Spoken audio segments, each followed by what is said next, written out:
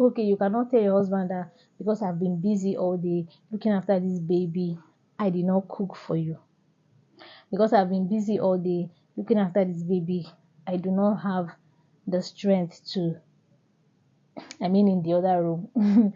So you cannot just come up with all those silly excuses. You're not the first person to be a mother now. Abba, you're not. Around the table we all gather, laughter floating like a feather. Johnny cracks a joke so clever, feels like it could last forever. Rachel's giggle starts to spread, funny words fill up our heads. Tears of joy we're seeing red, can't stop laughing, can't go to bed. Laughing out loud, can't hold it in, crazy jokes that make us spin. Holding our sides, we begin again, roll on the floor and it's a win.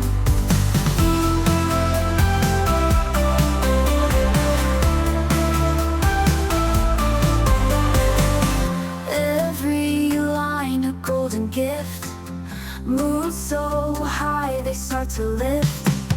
Each punchline a sudden shift, our worries they just drift. One joke sparks another fire, laughter climbing. Oh, guys, Vlogmas Day 5. Like, oh, I can't believe, I can't believe we've come this far and we're still going. Okay, before I started Vlogmas, I didn't even believe that I'll be consistent, to this point. Today is what, day 5, and it's becoming like a norm to me, make video posts. I'm really going to be so consistent after this Vlogmas. Just know you're going to be seeing me on your screen every day, like every day. There must be and there should always be something to talk about. I'm going to try as much as possible to continue posting on YouTube daily even after Vlogmas. Today's Vlogmas is going to, okay, this is like an intro. Okay, sorry, my bad. If you're seeing this face for the first time, this is Amarachi Unfiltered doing Vlogmas Day 5. Okay, guys, so today's Vlogmas, before I continue, please do well to subscribe. Yeah, so today's Vlogmas is going to be somehow different from the other ones I've been posting. Today is going to be like a sit and chat kind of Vlogmas. The things I have learned being a stay-at-home mom, the kind of people that can be a stay-at-home mom, it's not everybody that can do it. It's not everybody. If you're not an indoor type of person, if you're always this kind of outgoing outdoor person, you'll find it so tough and uneasy. I don't want to start talking about it now. Let me not just dive right into the video now, because I have few things to do. My baby just slept. I have to do laundry, go to the kitchen, clear dishes, keep the house tidy before I can come back. While dressing up, then we can talk about it. So stay tuned, because I know you don't want to miss out. Even if you're a student, you're single, you're married, you're a stay-at-home mom, you're a working class mom, I bet you there are things you're going to learn from my experience today. So without much talking, let's get started.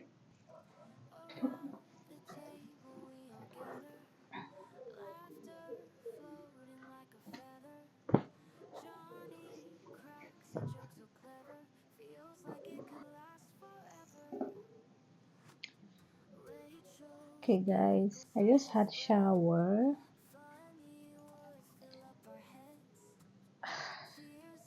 I'm sorry if you don't eat raw plantains. I do. It's one of the things I can't stay without.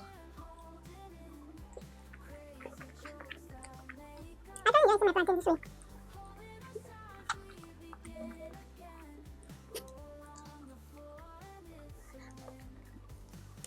I just have some kind of weird food combo that I don't know if any other person does these things.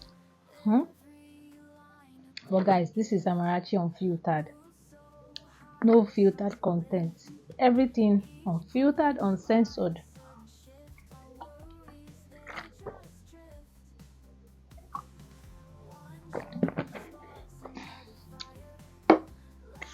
Okay.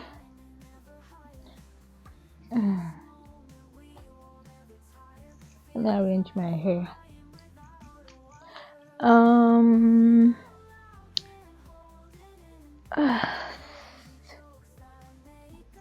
while I'm doing this, so I quickly want to talk about the things I have learned while being a stay-at-home mom.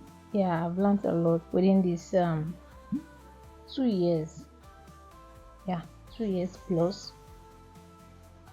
I've learned a lot, and sometimes I ask myself, if I have the opportunity now to work and not be a stay-at-home mom, would I grab that opportunity? The answer is complicated. Let me check if this mic is turned on, because I've recorded a video one day and my mic was totally off. Okay, it's on. So the answer is complicated. It's complicated in the sense that there is yes and there is no. Now, yes, because I would grab the opportunity. I would want to explore. I would want to meet new people, make friends, and all that. But the answer is no, because like I wouldn't want to miss any milestone. I wouldn't want anything to happen without my knowledge or consent to some extent. I would not want, you know, someone to be telling me what is going on. Like, okay, your child just walked today for the first time, he took his first step, or he just spoke today. Like, all those kind of important, stages of life. I wouldn't want to be told about it. And I'll be like, oh my God, are you serious? And no, I would want to be the one to see it first and tell my husband. I don't know if that makes any sense, but I just, I don't know if I would be comfortable to leave my family in the hands of a total stranger. Yeah, I don't know if I would be comfortable to do that. I don't know. So that is one of the reasons I would rather be a stay-at-home mom. Yeah, and many other things I am insecure about actually. So the things I have learned being a stay-at-home mom for the past 2 years, I've learned a lot, but I'm just going to summarize them in 3 points. With 3 points. Okay. First of all, if you're a stay-at-home mom, then just know that you're practically, the overseer in your home. You're just like the mirror that watches everything, the camera that sees everything. You're the camera, and you're also the remote control to some extent. Like there's nothing that happens in your family that you will not notice. First, I have learned that if you're a stay-at-home mom, it's expected of you. It's expected that you should know most of the things that goes on. I remember when I was working, I think in my first year of marriage, when I was still the few months I worked before I stopped. Coming back home is just like, okay, I'm back home. I'll quickly do the things I can and leave the ones I cannot.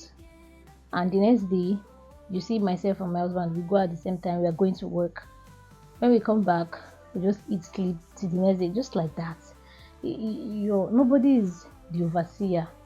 Okay, everything just happens like nobody is like the person that, okay, this person now knows a lot of things that goes on in this house because this person is always here 247. Okay. Yeah. And another thing I've learned is that being a stay-at-home mom turns you to an indoor person. You can't escape it. You cannot. No matter how outgoing you are, no matter the amount, the number of friends you have, no, whatever it is, once you decide, that is why it has to be a decision that you take by yourself. once you decide to be okay, I'm going to be a stay-at-home mom. Hmm. You've practically turned into an indoor person, and a lot of your friends, you're going to notice this kind of clash, not like quarrel, like the gap between how you guys normally would relate, go out and do things. In fact, once you become a mother, not to even talk of a stay-at-home mom, there's going to be limits to every other person outside your home. Yes, there's going to be limits. Like it's not like the way it used to be. Okay, I can go out meet this person. There are days you can. In fact, you even stay some weeks you've not even left your house, except you're going to the market. Maybe you're going to get groceries, or you're going to church if you're the type that goes to church, or somewhere. That place has to be important. You can't be going out steadily to go and see a friend or a family member. What's come to us, they'll come and see you in your house.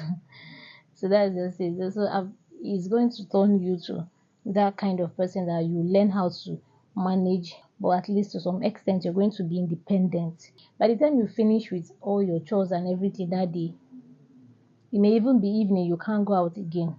So if you're considering being a stay-at-home mom, just know that you're going to start being an indoor person, and then introverted to some extent too. The next thing I have learned is that most of the decisions, most of the decisions that will be made in the family, you're going to influence most of the decisions. Yes, we are not disputing the fact that the man is the head of the home, but most times he's not there.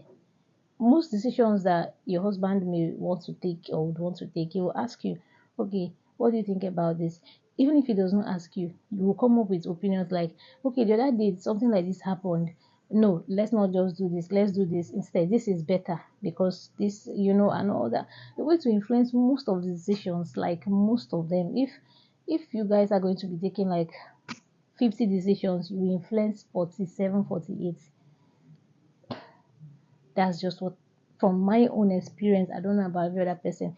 Directly or indirectly, you influence decisions. Like, it's not stopping your husband from being the head of the home, but and you're not going to like impose these decisions on him. Instead, you're going to you're going to be like, okay, why I think we should do this instead of this is that, okay, for instance, this would be more, this decision is going to last us a lifetime, or is going to be more profitable, or because he would even listen because he knows you're the one that is always around the home, seeing everything, doing everything. Just get ready to be someone that would always give good advice, because most of the decisions you're going to influence. So if you influence wrongly, at the end of the day, it's going to be on you. The next thing I have learned being a stay-at-home mom is you always find solutions. You always find a way out to things. Like if you're working class mom, you guys are going to be figuring out solutions together. I mean, you and your partner, you're going to be figuring out solutions together because nobody is always here. We are mostly at work, and when we come back, yeah. So, but if you're mostly in the house, even before, most times before your partner would even know, you figured out solutions to this thing, because you don't expect someone who is at work to come back and give you solutions to something you can do by yourself, or you can think about and just figure out, okay, this is it. Like when I first had my baby, when he was still very tender, I didn't know how to go about the routines. I didn't know how to go about balancing being, a wife and a mom. Okay, there's a very huge difference between being a wife and a mom. A wife, a partner, like someone who cares for your partner, is different. You cannot give all the attention to the baby and then abandon your partner. Like that relationship is going to is going to have a problem. There's going to be a problem there. But you balance, okay, in fact, there are a lot of things you have to balance. Your time, like time to take care of yourself. Think about how you find solution to things time to even do the house chores generally, and also have time to be a mother and to be a wife. So you don't, you nobody will even teach you, because by the time by the time you start messing things up for yourself, you'll be like, ah, but how are other people doing this thing? You will not sit and think and give yourself solutions, and you see yourself getting better at it. It was overwhelming that first month, I will not lie. But when my mom left, my mother-in-law left, everybody left, I was here. My husband started going to work.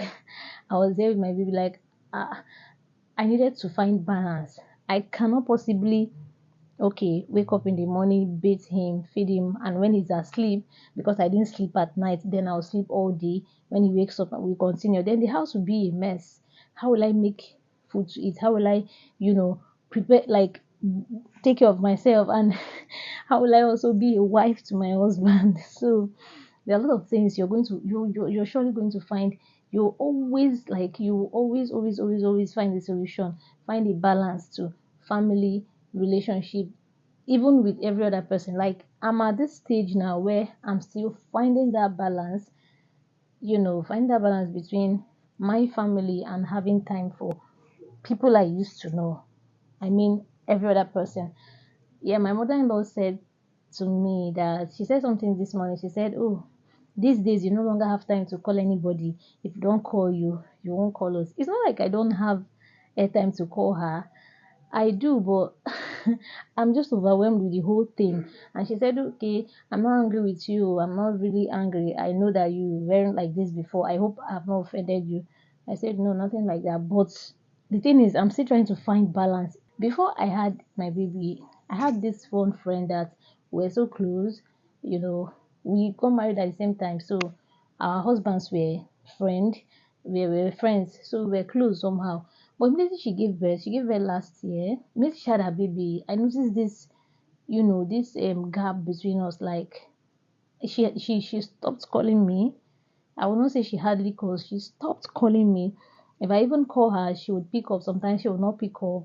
Maybe like 1 week later, she will call back and be like, "Oh, sorry, I missed your call since last week." I'll be like, "Ah, where is this friendship leading us to? Is it now I know better. Now I know better. I know why all those things happen." And I was just blaming her, like, maybe this girl does not want us to be friends anymore. You know, maybe I was just too many maybes in my head. But now I know that she was trying to strike a balance. She was trying to find time to be a good mother to her child and a wife. And but now she's like, she calls me, most of the times, to check up on me, because she has experienced it. She's like, I know this whole thing is somehow, just don't overstress yourself, take it easy on yourself. So if you've not been there before, you will not understand. If you just had someone who had a baby, like, for the first time, please don't count loss for them, be kind to them instead. Motherhood is just, it's just something that makes you distant from every other person. Of course, you're going to recover by the time you get used to the whole situation. You're coming out again. You're coming, like me, I'm gradually coming out now. At least now I can, hold my phone, look at numbers I've not called in a while, and then call them and we'll start talking. But as at that time, I didn't even, you even call me self, I'll be like, in fact, I don't want to talk to anybody. I am not in the mood to speak to anybody right now because I didn't I can't even tell you why I did those things. Now you find a balance. Okay, my baby needs my attention all the time. My husband needs my attention when he's home. And then every other family members, I wouldn't want to be distant from them just because I've had one child, you know. So it happens to everybody. I hope I'm not talking too much. But this is me, yeah. You already know that I can explain and explain and explain and explain until I feel like someone has understood me. So the part that I love most being a stay-at-home mom is that it has given me financial stability to some extent, not like 100%. I mean, even better than when I was working. Now this is how, and this is why I am saying this. When I was working, It's not like my husband wasn't, you know, giving me money like, okay, take care of yourself or do this, do that. But now he knows that he has to do everything that has to do with finance, because he knows I take care of every other thing apart from that. So everything that has to do with money is on him. Now I also make extra income, like, okay, when I'm being asked to buy some things and all that, women now and all that. So you're always like, okay, top up little things to make up something. Okay, that way you don't ever go broke or dry. I just hope my husband does not watch this video, because if he watch this video, so I hope he doesn't watch this video to know, to watch me and see me exposing myself. I even realized that with this little petty money, I'm even making up to the salary I was earning when I was stressing myself out. As at that time, I didn't have a child.